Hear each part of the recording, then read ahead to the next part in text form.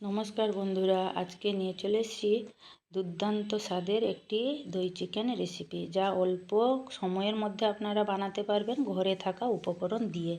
তো ওইটা মাখানোর জন্য আমি 800 গ্রাম মতো চিকেন নিয়ে নিয়েছি। তো চিকেনটাকে ভালো করে ধুয়ে আমি জল ঝরিয়ে নিয়েছি। প্রথমে দিয়ে দিলাম 1 চামচ গোলমরিচ আর গোলমরিচের গুঁড়ো আর লবণ, আর তার সঙ্গে দিচ্ছি আদা রসুন বাটা 1.5 চামচ মতো দিয়ে ম্যারিনেশন করে আধ ঘন্টার জন্য চাপা দিয়ে দিলাম। তো ওটা করার জন্য আমি তেল বসিয়ে দিয়েছি কড়াই তেল গরম হয়ে গেলে আমি দিয়ে দিচ্ছি ওই ম্যারিনেশন করা মাংসটা।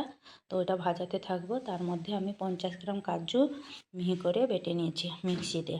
তো ওইটা হালকা আঁচে আমি ভাজতে থাকবো, হালকা হালকা লাল হওয়া পর্যন্ত, 40% সিদ্ধ হওয়ার পর্যন্ত। দেখুন আমার 40% সেদ্ধ হয়ে গেছে। আমি ওটাকে নামিয়ে ভালো করে ঢাকা চাপা দিয়ে রেখে দিয়েছি। এবং ওই বেঁচে থাকা তেলে আমি দিয়ে দিচ্ছি শুকনো লঙ্কা আর ফোড়ন হিসাবে দারচিনি আর লবঙ্গ 4টে করে দিয়ে কুচনো পেঁয়াজ দিয়ে দিচ্ছি। হালকা ভাজা হলে দিয়ে দিচ্ছি লঙ্কার বাটা। আপনারা চাইলে কুচি করে দিতে পারেন, আমার হাত জ্বালা করে তাই আমি বেটে দিয়েছি।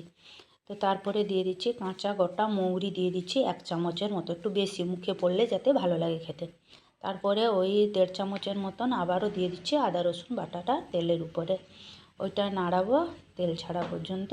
তারপরে আমি বেটে রাখা কাজু বাদামের পেস্টটা দিয়ে দিব, আর একটু বেশি করে 1.5 চামচের মতন ধনে গুঁড়া দিয়ে দিব।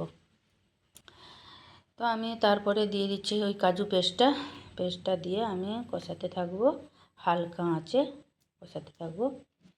তো আপনারা ঘরে বসেই এটা হালকা আঁচে রান্না করতে পারবেন, কোনো অসুবিধা নেই, কোনো ঝামেলাও নেই। তবে হ্যাঁ, আঁচটা একদম কমিয়ে দেবেন। তারপরে আমি দিয়ে দিচ্ছি ভেজে রাখা চিকেনটা, দিয়ে নাড়াতে থাকবো। চিকেন থেকে তো একটা জল বেরোয়, ওই জলটা শুকানোর পর্যন্ত আমি এটা নাড়াতে থাকবো। প্রয়োজনে আপনারা ঢাকা চাপাও দিয়ে দিতে পারেন। তো আমার এখানে দই ফেটানো হয়ে গেছে 200 গ্রাম মতন। আমি ওই মাংসতে দিয়ে ওইটাকে কষাতে থাকবো। আবার যেহেতু দই পড়েছে, এটা জল কাটবে, তো প্রয়োজনে আপনারা সেদ্ধ হওয়ার জন্য আপনারা জল দিতে পারেন। আমিও একটু বাটি ধুয়ে জল দিয়ে চাপা দিয়ে দিচ্ছি।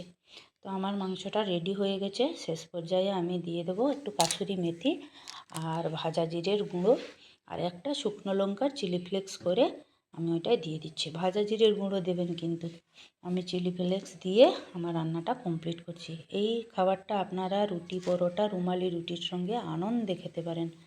এখন ঘরে থাকা ইনগ্রিডিয়েন্টস দিয়ে খুব ভালো করে রান্না করে খেয়ে দেখুন, দারুণ টেস্ট হয়েছিল বা হয়েছে। তো ভালো লাগলে আমার ভিডিওটি শেয়ার করবেন, কমেন্ট করবেন, লাইক করবেন। টাটা।